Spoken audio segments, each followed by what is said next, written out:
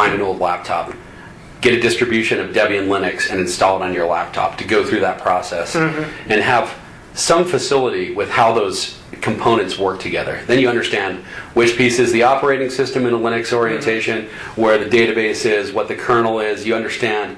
You have a basic facility with not that much work. I mean, you could learn in 2 days, truly. You could install Linux on your own on an old machine, so no cost, just the investment of your time. But it's really valuable, and of course this is way oversimplified. I mean, if an engineer were to hear me talk, they'd be like, oh my gosh, that is the most ridiculous thing. But I think at least it gives you an understanding of what those core pieces are, and then of course you want to drill down and always gather more information. But I think it does help to have. Did you build kind of crime reports yourself, or did you partner with somebody? No, I built the first version, and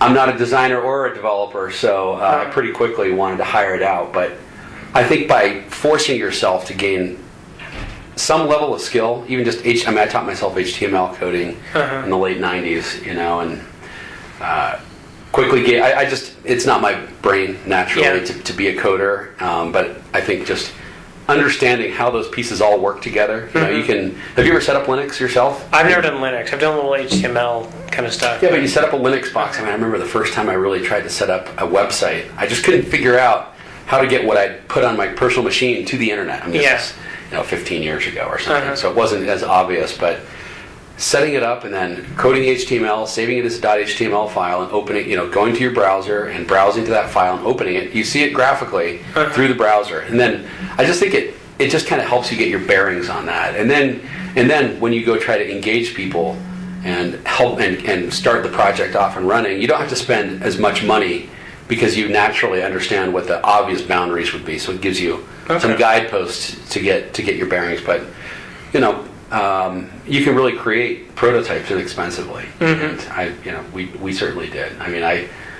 I say I created the first version, and it was HTML. There was not a lot of PHP or processing power to it, so there was not a lot of scripting. But once I wanted to do that, that just wasn't my bag. We did it inexpensively. No, that's good to know. That's kind of one of my goals this summer is to learn a little bit more of the coding, just ground level stuff. Yeah, just syntax. Just syntax on MySQL. Have you ever set up MySQL? It's easy. It is easy to install. I've set up my own instance on the cloud, of EC2, Amazon Cloud, EC2, and just having that core. I can't overemphasize. I'm probably beating it to death, but it's just good knowledge to have. I think because then it ties together so many question marks throughout a technology business where you can. Even if you don't have mastery over, or even really, from my perspective, I don't even have basic skills anymore, But I do kind of. It gives me at least the working knowledge to make my way through it. So. Okay, cool. So how has your growth been at Crime Reports for let's just say the last 5 years? How's the company growing, and how's that? Well, we're only 4 years old. Okay. So I started the company in 2007. Okay. January of 2007, and we've raised money from two venture firms here in Salt Lake, V-Spring Capital, and then Austin, Texas, Austin Ventures. Cool. And that's really helped us accelerate our footprint. So we have competing priorities. One is to become big very quickly. The other is, and it's not a very it's a very close step behind. It's not a very distant step. Is to have revenue building into that. So as we pursue this, we grew from 10 agencies our first year. We added 200 the next year, about 400 the next year. Now we're up to about 1,100 law enforcement agencies across the country that pay us a monthly fee. And in that process, we've also built 3 products. We've actually acquired a little company last year to get our 3rd product. But we built Crime Reports, and upon its heels, we built something called Command Central, which is the second of these 3 SaaS products.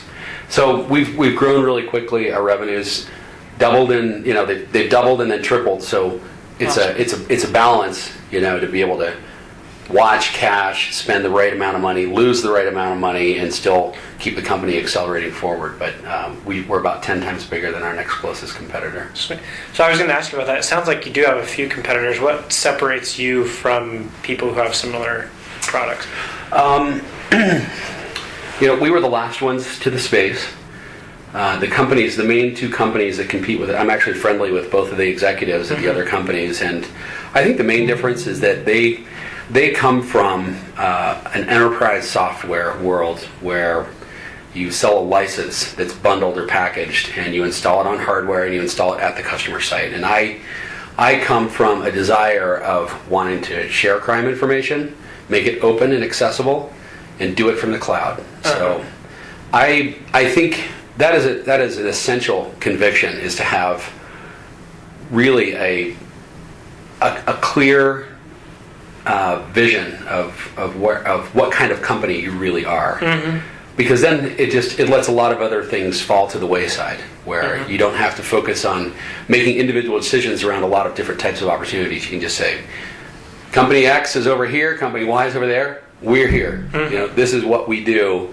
We don't ever think about installing hardware at the client site. We don't ever think about, and they've tried to imitate us, but I think we have that advantage of not needing to look to other competitors to know where we're heading. We have our own perspective as to where we're going. And because they've been so studied and focused